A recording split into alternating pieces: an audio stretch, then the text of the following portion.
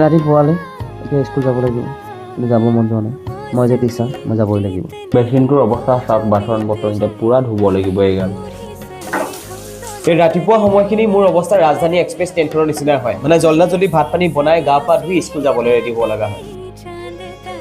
Finally মই school যাবলৈ ready.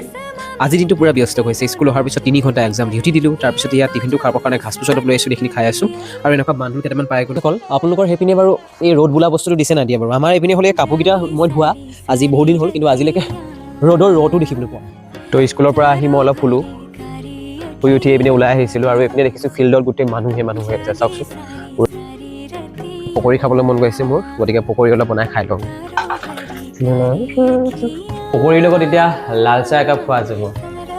মই মানে অলপ চেনিটো বেছিকৈ খাওঁ। তো ফাইনেলি মোৰ চাহ ৰেডি হৈ গ'ল। এইপিনে পকৰি পূৰা টেষ্টি লাগিছে খাই।